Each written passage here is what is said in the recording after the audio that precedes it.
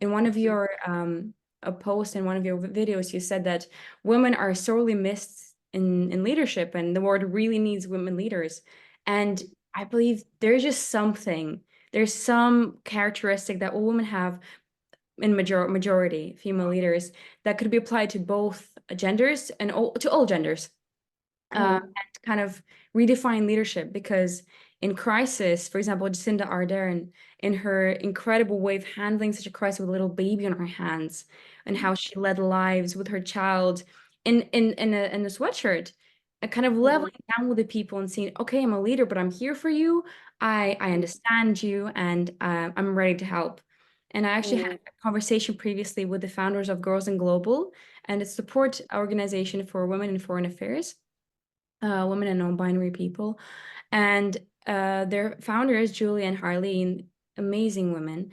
And they really talked about how they face sexism and kind of rejection on every corner in foreign affairs, because softness is seen as a weakness in women, and how they said they found support in each other and really wanted to offer that support to other women and to other people in that area, and just kind of showing that your leadership is valued, your voice is valued.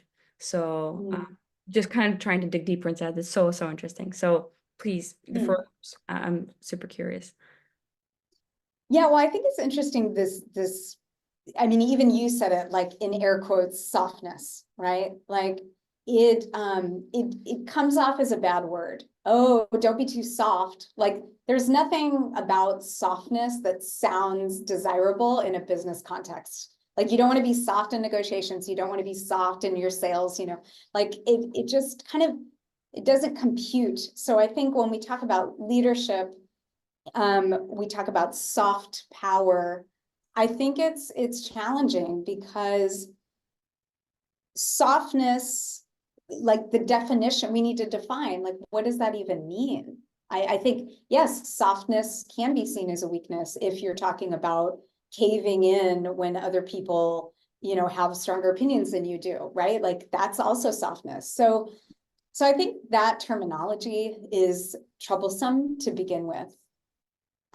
What I've noticed with women in leadership roles, or just like women in my life, my friends, women I admire, like all of these women that I've interviewed for the blog, I like to say that they're women of note, which just means I admire them. And I can't even really put my finger on it, but I know I want to talk to them about their way of being in the world. And what's consistent for me about all these women is that there is a strength together with a softness. So the softness is never on its own. It's paired with this incredible strength. I have a lot of people who tell me, for example, like, oh, Rebecca, like you're so strong and you're so feminine at the same time, and it's almost like they say that as if they're surprised. Like, how could that be true? And I mean, it's not like I wake up in the morning and say, I'm going to be strong and feminine today, like whatever. It's just kind of, I guess it's just the way I am. But what I've seen when women struggle to, for example, get into leadership roles or get promoted or, whatever they're trying to do to advance their career, I often see that they over-index on the like hard leadershipy, like what you think a leader is meant to do. And then often what happens is that femininity, and we'll call it softness for now because we don't know what else to call it right now, gets pushed aside because we've been sold kind of a shitty story. Like, we need to be strong, or we need to be really aggressive or masculine or, whatever. And it's no wonder, because men have been in power since the beginning of time. Well, not since the beginning of time, but for a long time. And so women have seen them as role models. And so then they are like, well, I guess I'm going to be like him, and take on those characteristics because that's how I can get ahead, or that's how I can get into this leadership role, or that's the way leadership is done. And the women that I've interviewed, again, like this common thread is that they have a fierceness to them, Mm-hmm. and this softness, right? So it's a combo. It's never just one or the other. It has to be both. And I think that this quality that you're talking about that is missing from leadership. And it's, I think it's tempting to say, oh, women in leadership, but really it could be anybody. It could be a non-binary person, for example, right? Like, what are the qualities that make a leader a good leader? And I'm biased about communication skills because that's my wheelhouse. But what I see all the time is that women are generally better communicators than men. And I think, I don't know what the statistics are, but I'm sure we could find a million statistics that prove this to be true. Mm-hmm. And one of the reasons why is that, hey, we're better listeners. We understand how to show more empathy. We understand how to involve everyone in the conversation. And that to me is this foundational strength, because you're not relying on force to persuade people, to get people to do things. You're bringing them into the conversation so they feel agency. And so then they are involved in the project or whatever you're trying to do. And that's when people get excited about their work, and that's when people feel inspired and motivated. They don't feel inspired and motivated by a dictator saying, like, you need to do this, blah, blah, blah, blah. So yeah, that's my first volley on that thought right there. Did anything come up for you while I was Yeah, talking about? super interesting. I was just thinking about the glass cliff phenomenon, how women are more, how companies usually hire women when their company is in a crisis state, or but specifically psychological perception that they're in a crisis state, because it's usually stock. It doesn't matter. The finances can be fine, but if the stock is dropping, society perceives that they're in a bad situation, and they're more likely to hire women because I've noticed people say, think manager, think male, think crisis, think female. But I think there is a, a weird message there, is that as if the qualities that women possess, they're great to get you out of trouble, but if you want to stay successful, just hire a man. So I really don't see the kind of coherent thought, because one would think if the values and if the kind of characteristics that women possess in leadership are so valid in crisis that they get hired specifically for that, that the companies and people would seek those qualities in both times to maintain the success of the position, but that doesn't happen really. And in the study that I found, two groups were given descriptions of companies, and one was with a successful past with male figures leading the company, and they had to choose a CEO, and they chose a man because they related the success to the CEO, to the gender. However, if the company was underperforming, the study showed that people kind of sought out a need for a change, and a woman was a great option for that, sort of like a little holdout. So I was just That's interesting. Yeah, it's interesting on a lot of levels, right? Like, first of all, this whole idea of you hire men for this and you hire women for that. Like, number one, that's flawed inherently. I think we can agree. This whole idea of, the CEO is a man, and I think we can also agree that, well, it's because we've had a lack of role models as women. So number one, we don't see ourselves to be maybe possible to even get that role. So it's a lack of confidence holding us back. But then also the people who are voting on who gets to be a CEO have also not seen women in leadership roles like that as a CEO. So they're less likely to believe that that's even possible. And I agree with what you're saying about how if a woman with her unique skill set and approach to leadership is more likely to get us out of a crisis, wouldn't you want her driving the boat the whole time? Like, how would that affect, like, getting into the crisis in the first place? I think it's the whole, it's all very fraught because the data we're working with is skewed because we have had historical norms for, hundreds and hundreds of years at this point. So in a way, we as women haven't been given the opportunity to prove ourselves in the modern world.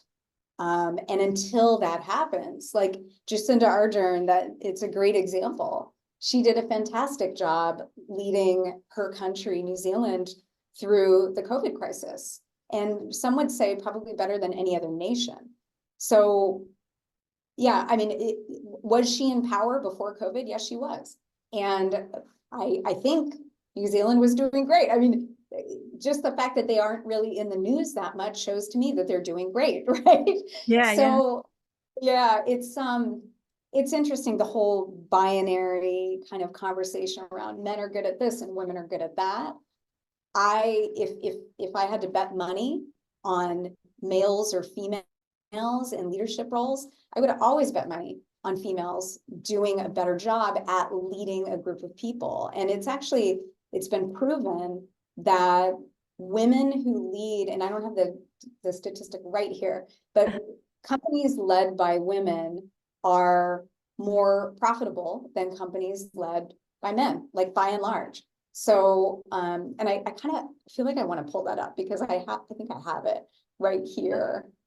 That, do you know the article I'm talking about? Yeah, I think I do. I also do not remember the name, but this made me think of recently I watched a TED talk about venture funding and how women get asked questions on how they would retain the customers and how they would retain their base, Yeah. while men were asked, where would you go next? What are your next steps? How do you envision the next 3 to 5 years?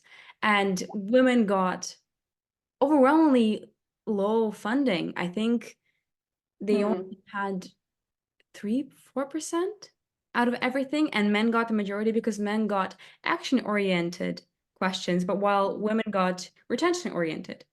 And Yeah. you mentioning about Jacinda, I actually was looking into, because I'm doing research both for political and business spheres, and I was looking Hmm. at presidents, and then the facts that came along were, Hmm. for me, they were not surprising, but I was surprised why people did not recognize this earlier. So, for example, Jacinda, she's the youngest person to fill the position in the history of the country. And for example, the prime minister, the president of Taiwan, Tsai Ing-wen, she's the first female president of the country. Same with, for example, the prime minister of Iceland. She's only the second female one, and the results are overwhelmingly amazing. And like I could go on and on, but for example, a really great instance is the former health minister in the Kerala state. She in India, she was hailed for her calmness and compassionate and how she took the country out of the crisis. And Hmm. still people kind of do not, not people, but mainly organizations and countries, they kind of seemingly don't make the connection between the two. As in, okay, we Hmm. gave this woman a shot and she's doing incredible, and this is not the only instance. And then Hmm. people are still surprised. That's my issue Hmm. with this. The surprise in the voices when people talk about this is it why Hmm. it's so amazing. Maybe women should get more shots and kind of contribute to the conversation more. And then all of Hmm. us can learn, and both men and women and all genders can implement those qualities in their leadership Hmm. and only improve. Yeah, for sure. Yeah, I mean, I think it's interesting to think about, well, what is leadership? What is effective leadership? Taking all the gender conversation out of it. Mhm. Well, effective leadership is being able to move people in a direction towards a collective goal, right? And when you talk about, for example, this calmness and compassion is pretty good for building relationships and trust. And if you want to have people operating at their optimum collaborative potential, which is what a team is, then Mhm. you need to have good communication skills. You need to be able to build that trust. You need to be able to speak calmly, and you need to be able to demonstrate compassion so that people feel like they're part of this team. And I would say, okay, sure, we can take gender out of this, But I believe that women do this better on average, and of course I'm generalizing, on average better than men. So, you know, the what you said earlier about how women on panels or with VCs are asked very like tactical questions about sales and, you know, like getting more customers and things like that. And then men are asked these like visionary, you know, goals or whatever. Right. I mean, we're not operating on the same playing field. It's not a level playing field when we are being asked about how we're going to do things. And I think that it's a shame. And we as women have to be better at answering the questions that we know will come to us. Because, you know, you can complain about the system as much, you know, all day long, but we know that we're going to get those kinds of questions. So we have to be able to answer those just as effectively as we would answer the vision questions too. Mm-hmm. Yeah, fully agree. I was also thinking that previously when you mentioned that leading up to CEOs, a woman kind of believe they have to be more kind of conservative, like have those conservative leadership traits of being dominant and well, for women it's pushy, but it's kind of like getting to your goals and treating everything not as numbers, but kind of not taking the personal side into it as much as you would want to, because it's seen as a disadvantage often. And I think many people take this conversation to a wrong direction in terms of they're saying, okay, well, you're saying we should hire only female leaders, or you know, female leaders are much better. And I think the take here is women can teach you something, and the great thing here is then it can be applied to everybody. So if given an equal and just shot, everybody will be better off. And I think many people don't see that. It's more of a kind of, it comes back to the stereotypical, oh, you know, female leadership and male leadership. It's more about what women can bring to the table. And then from then on, we have a new style of leadership that's overall better. Right. I have some pre-sent questions. So if I'm looking to the side, I'm looking to a screen actually. Um, So if you don't mind, if I can ask you, in your personal leadership style, do you believe that you have any particular traits that are critical to your success, or that are critical to your confidence or to your own way of leading and working? Yeah, I think one of my greatest strengths when it comes to leadership, so that means leading my team, leading my students, leading friends on personal projects, creative projects, and even leading myself, is it's humor. Because I see a lot of women get hung up in worrying a lot about how things are going to come off if they say it a certain way.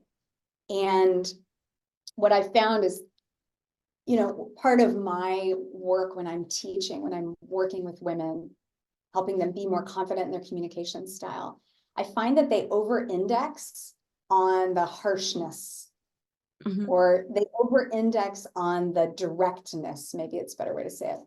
And it's very important to be direct when you're leading, but you also have to, the tone is very important as well.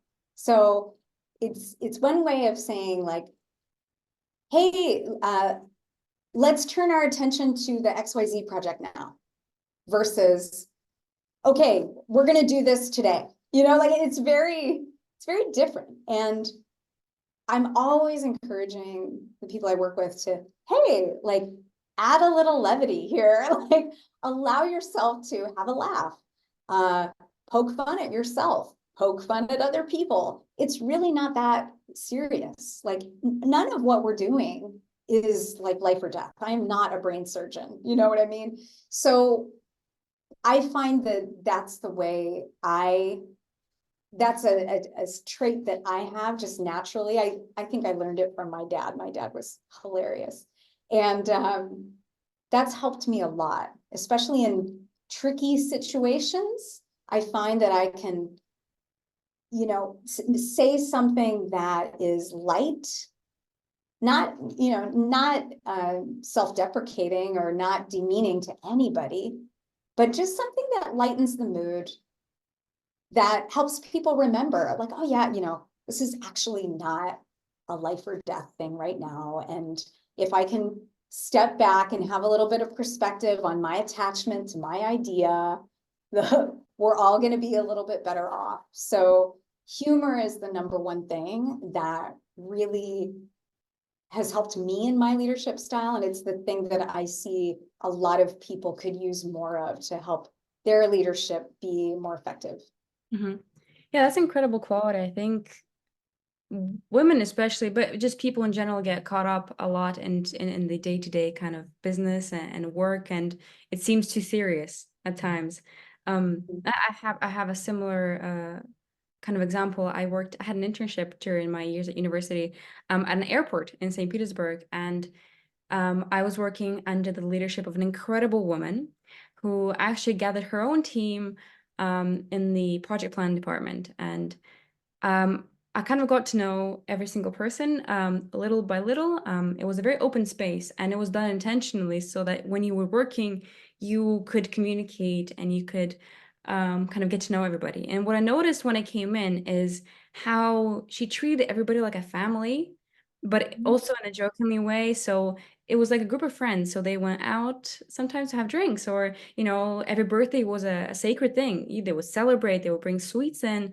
You could not miss it. And it was a huge contrast to the CEO, a man of the company, because he kind of showed only dominance. For example, he was extremely against a flexible workspace or a flexible kind of time schedule, despite multiple people having kids or kind of troubled relationships with their family, especially during COVID, because he believed that the traditional ways are the only way.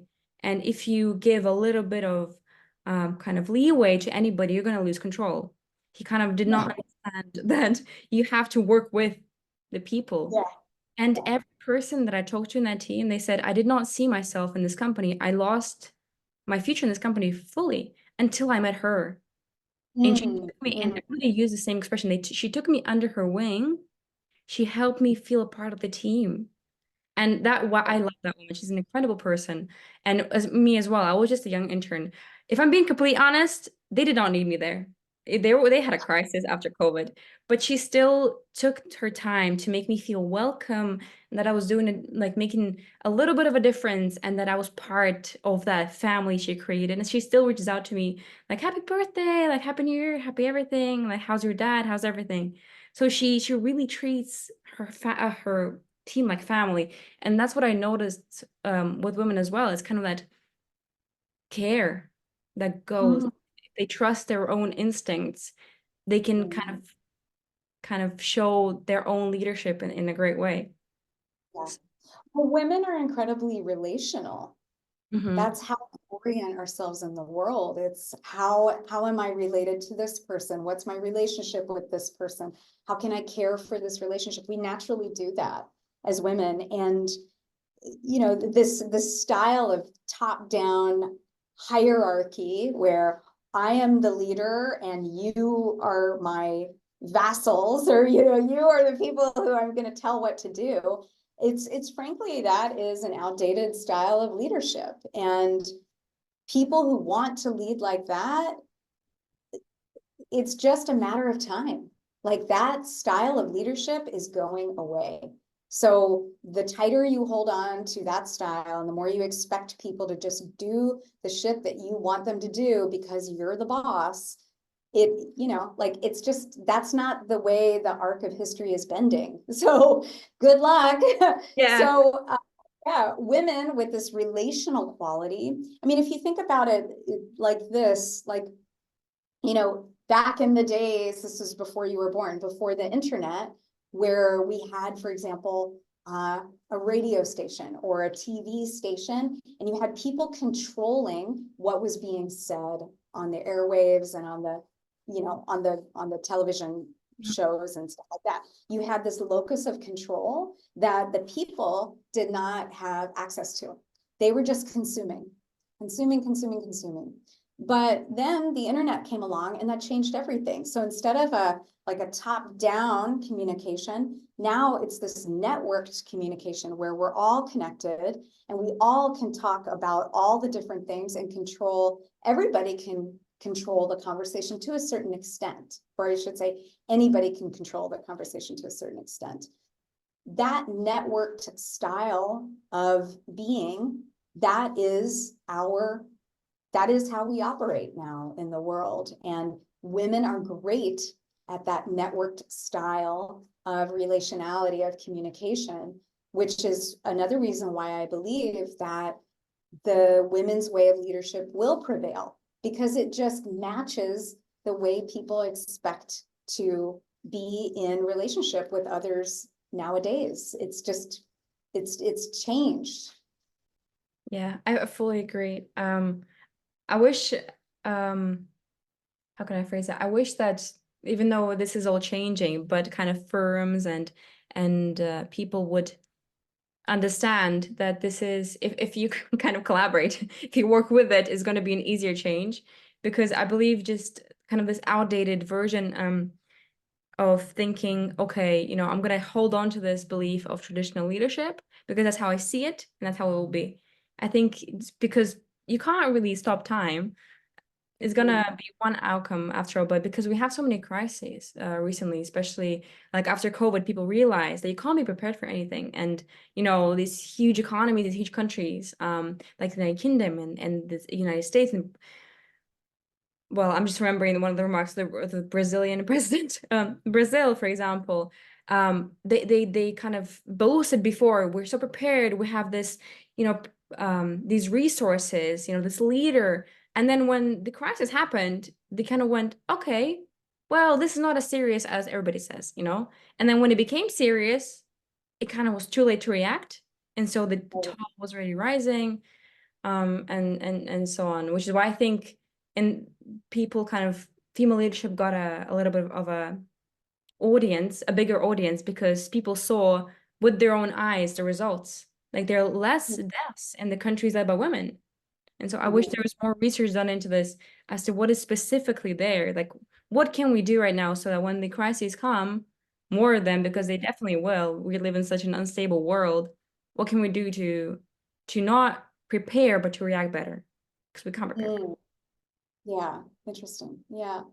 Yeah, well, you know, the US election is coming up, obviously, and I'm not a huge follower of politics, but obviously you have Biden and Trump, and there are these two really old white guys, and it really is, to me, it feels like such a farce. Like, really? These are our candidates for 2024? You know, in this world where we're meant to be so evolved and having learned from all of our mistakes, and it really is, it's a shame. It's a shame, because what you're asking about, like, how can we be better prepared for these crises? I think the way we can be better prepared for these crises is to be more connected as a society. And Biden and Trump, they have very different approaches. Well, maybe they do, maybe they don't. I don't know. I'm not a politician. I don't really follow politics. But to me, it all looks the same. You know, it all looks the same. It's very like, you know, I am the politician, and I will tell our nation what to do. Yeah. Better. Yeah, exactly. And Jacinda Ardern, for example, like you said, you know, she's wearing a hoodie, she's holding a baby, and I don't know if that was scripted or if somebody told her to do that, but what was the purpose of that? Even subconsciously, the purpose was to make the community that she was speaking to feel safe. Hey, I've got my baby. It's all chill. Like, I'm not wearing a SWAT uniform. I'm not wearing a hazmat suit. We're going to be okay. We just need to like relax a little bit.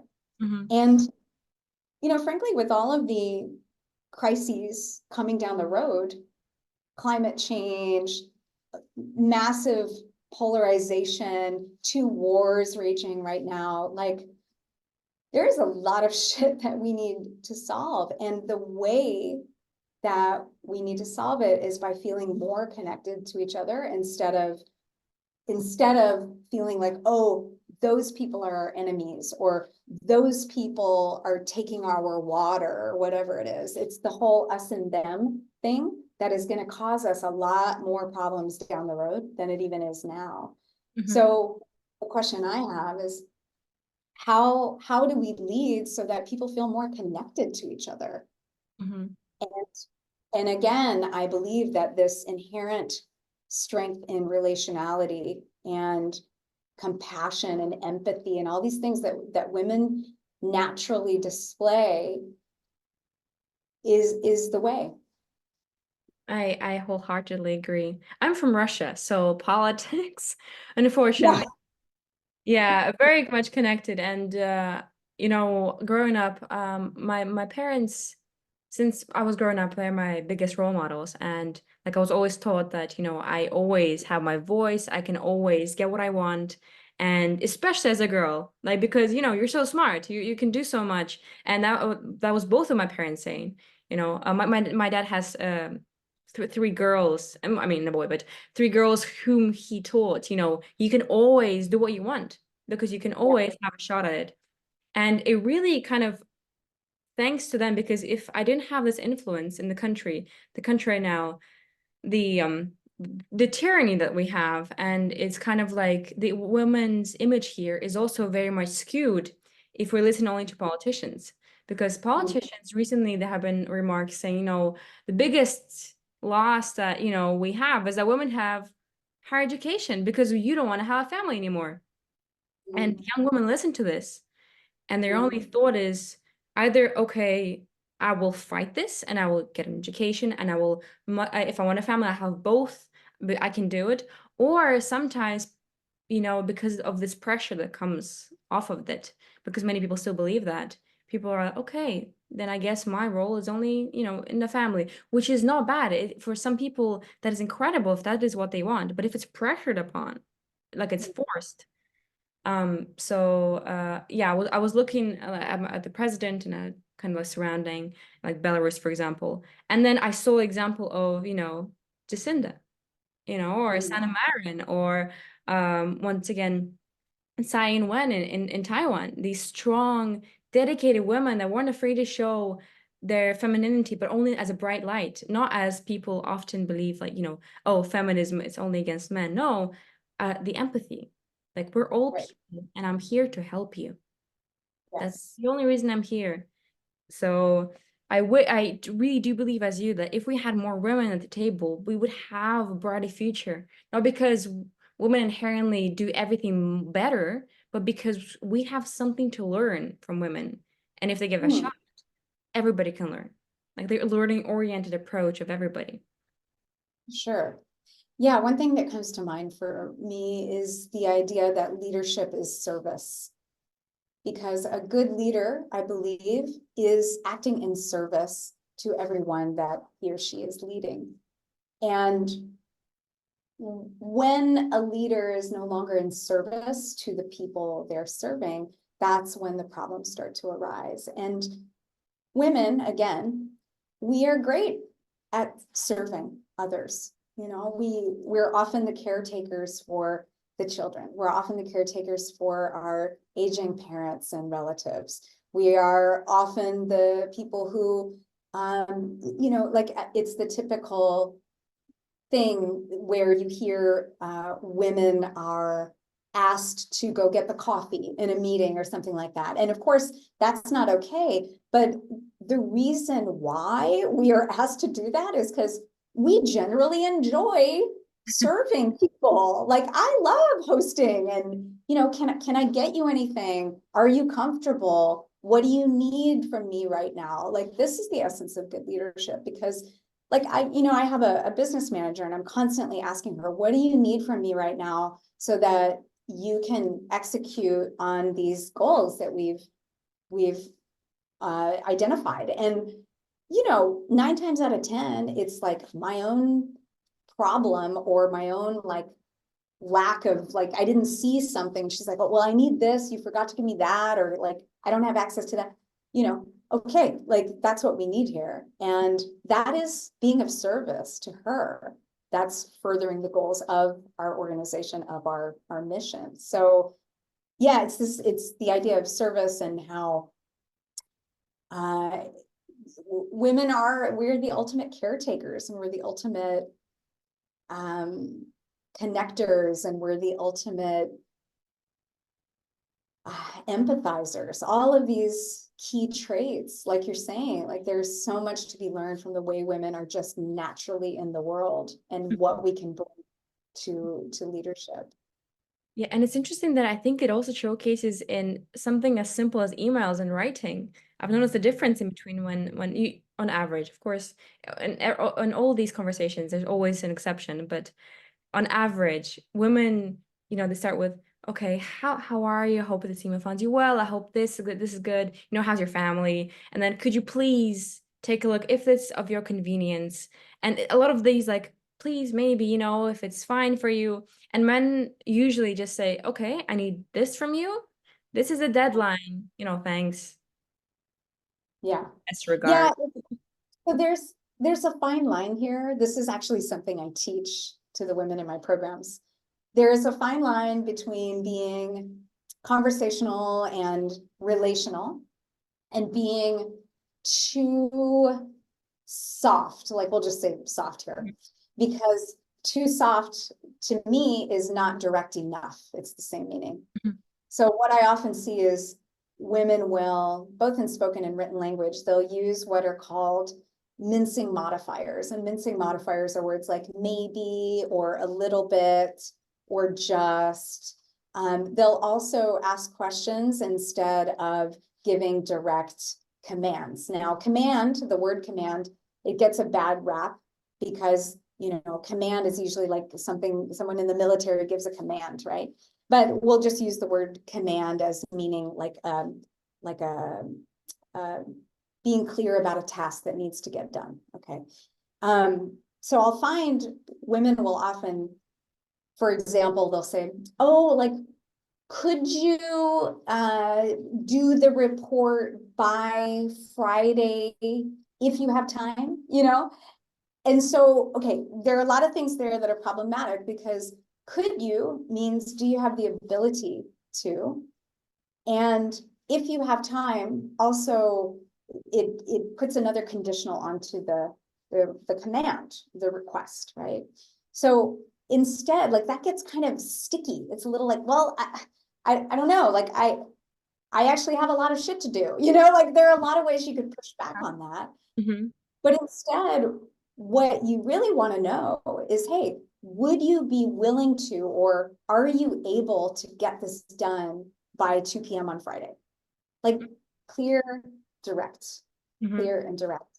And removing the conditionals and removing those mincing modifiers like maybe, or like we just need to do this as quickly as possible, for example, like just, get rid of it. It doesn't have any purpose. So the goal is always clear and direct. And sometimes women over index with these kind of, what would you call them? They're like weak language habits, Mm-hmm. weak language habits that for the receiver of that language, it confuses things. Because it feels like, well, wait, what exactly do you want me to do? And like, how important is this to get done by this time? Like, we just need it to be clear. We need it to be direct. And yes, of course, you can always say like, hey, how are you? How was your birthday party on the weekend? I hope it was great. So here's what we're talking about today. The key topic is XYZ. We need this report done by Friday at 2. Are you able to execute on that? Question, So like you can have both, Mm-hmm. but we always want to be sure that we're being clear and direct. And yes, of course, kind, I think kind is the thing that we're not saying here. Mm-hmm. And that's one of the most important things is like always be kind. always be kind. And I think any of us, women and men included, we get into trouble when we're not kind and then we're giving these commands, or when we're kind, but then we're kind of like what's the word, like Gumby, Gumby will bend anyway, and it's not clear, like what is the boundary here? What is the, yeah, what's the boundary that you're pushing up against? So What do you think that is, the weak language that you mentioned that women predominantly use in business and politics in general? yeah, well, I mean, women, we have been criticized for using really direct language. So like you said earlier, you said, oh, we can be considered pushy, right? So we can be considered pushy, but if a man used the same language, he would be considered like leaderly, right? Like it's a double standard. So so what women have done over time is we have changed our language style, and we've been taught to speak like that by our mothers, like I remember my mom used to say, oh, you're too pushy, it's too direct. My mom would always say that kind of stuff. And she told me that because she wanted to protect me. She didn't want to be called pushy or bitchy by anyone. So she was trying to kind of tame my wild spirit a little bit. And, I understand the intention there, but at the end of the day, it doesn't help us. Essentially, we haven't been given role models of how to communicate with this strength and femininity at the same time. Like there are very few role models out there like that. One person I think of right now who I love listening to her speak is Oprah. She is the poster child for strength and feminine communication style. She is so good. I love listening to her, and you don't notice those weak habits in her. And I think it's because she has this intense, she comes from an intense place of service. She's always looking out for like, what's going to be best for the group? What's going to be best for this conversation? It's not about her. And it's not about, worrying what other people think. So yeah, she's great. I love watching her speak. Oh yeah, I'm familiar with Oprah, of course. I didn't watch much of her, but I am familiar with that kind of confidence with which she Yeah. speaks. You genuinely believe in what she says. So, right. Sorry, I'm just like looking through the questions if I left out anything, just in case. But I think we've covered most of it. In general, it's so nice chatting with you. I mean, we're just hitting like checkpoints from what I wanted to know. That's Um, great. yeah. I have another question actually. Um, about biases. Personally, when you were growing up, because you said about the pushy thing, but um, do you have any other kind of stories to tell? Like, did you experience assumptions or that you observed in others in female leaders, like whilst kind of growing up and then working, creating your own business and so on? Have you observed many assumptions and biases beyond what we've talked about? Can you phrase that in a different way? I'm not quite sure I Yeah, sorry. understand. So for example, before that, when I talked with the founders of Girls in Global, they really said that in foreign affairs, women are at a disadvantage because their way of leading is still seen as too womanly, too feminine, and they always had an assumption that if you had a job at the top, you worked your way up in an unethical manner, or somebody gave you favor. It's not because you worked so much and you had so much to offer. That's why you got up to the top. So, in your experience, um, did you experience any assumptions, biases as a female leader, or have you observed these biases in others in your career? Mm, Is that better? Well, I guess I got hung up where you said that they were considered too womanly. Can you go into detail? Like, what did that mean for those? Yeah. So the women I've talked to, so the founders of Girls on Global, Arlene and Julia. So Arlene is a journalist, an incredible one, if we're talking about that. But she noticed that when she got into a workplace, when men were talking about their female colleagues that had a strong leadership role or were at the top in a leadership role, the remarks were mostly negative. So they Mm, assumed that she got to that role. If she's a woman, she got to that role because she did something mm, other mhm, than, honest work and passion and so on. So she was given an advice by one of her colleagues, don't do that. Don't go the unethical way if you want to get to the top.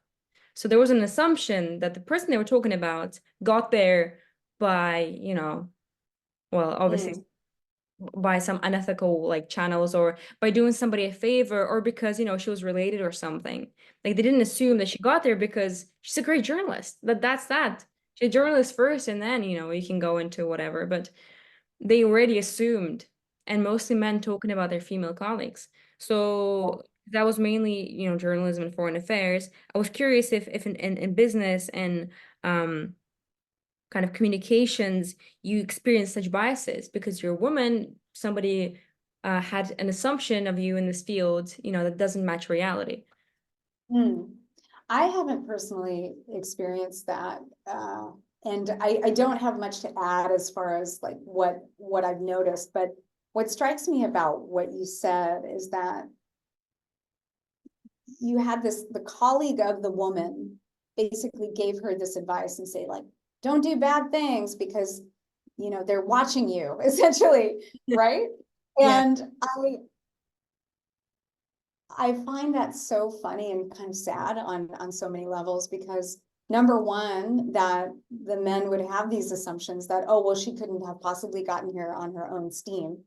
Like that's really sad. And that says a lot about culture and stereotypes and, honestly, like poor education. But then the fact that it makes me sad that the women even have to listen to that bullshit, like who are these guys, like what, like what what did they have to say about this woman who's in a higher position, and why should she care about what they have to say? I mean, obviously it seems like they're just sore because they're not in a leadership position and she is. Hmm. So like, do we give every person who has negative things to say airtime in our minds? Hmm. That would be a recipe for disaster. Exactly. So I mean, I I understand like the gravity of the implications of what those guys are saying, and at the same time, I I feel like don't even pay attention to that bullshit. Yeah, exactly. Like Yeah. focus on your job and focus on leading people and proving them wrong. Because at the end of the day, that's just gossip. And what is actually true is the way you're showing up and the way you're leading people. And my guess is that if you're doing that well, that gossip will just fall to the side. Yeah, agreed. I just think they all just come back to, what we talk about women proving themselves. You always have to prove Mm. yourself for some reason. Why either others don't? Why should we? And Arlene was also saying that because of her gender, she was not, assigned to, for example, dangerous hot spots of journalism because, you're a woman.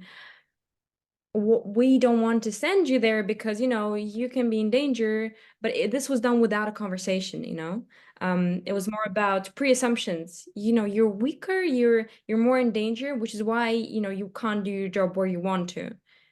So Mm. I guess women are often do you believe that women are often left out of the conversation when deciding for them? Have you noticed this, if you have? Sure. I mean, I think women are often left out of a lot of conversations. I mean, I can't, I'm not a journalist, I'm not a correspondent, I've never worked in a war zone. Mhm. Um, but yeah, you're right. Like that should be a conversation between the journalist, whether it be a female or a male, and the people assigning that journalist to the place. I mean, it's similar to the, well, no, I won't say that because I don't know what I'm talking about. But anyway, that's my thought on that. Yeah, it should be Yeah. a conversation. Agreed. It's just as a journalist, you're a journalist first. Are you ready to take on this responsibility? If not, that's totally okay. We're worried either way. But if you are, we can take precautions. But we wouldn't necessarily leave you out of the conversation just because you're a woman. So I think that's the next step.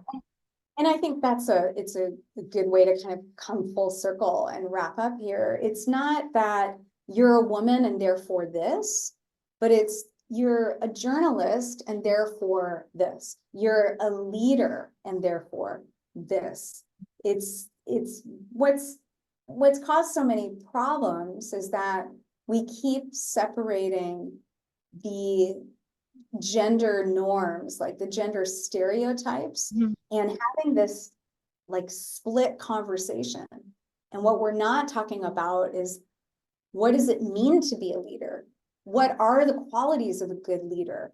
Mhm. And in this vast pool of human potential, who are the people who demonstrate those qualities? Exactly. Like the conversation has been kind of what's the word, like skewed, or it's become like a Frankenstein conversation. Mhm. And I think what's important now with all these challenges we have is focusing really on like, hey, it's important to have leaders who listen. It's important to have leaders who gather voices from people and you know, have allies around them that have differing opinions instead of people who just say, oh yeah, you're right, you're right. You know, Mhm. these yes men, so to speak, around them. So I think that's the real conversation that needs to be had. And I'm looking forward to the day when we can stop talking about women in leadership, honestly. Agreed. Yeah. Yeah, it's one Yeah. side. Okay, just final question, just to round up. If you could give just one leadership lesson, what would it be that you've learned over the years, so that your personal leadership lesson, what would you say? Leadership lesson. Hmm. That's so hard. That's really a tough one. I could rephrase if it's okay. No, I understand the question. I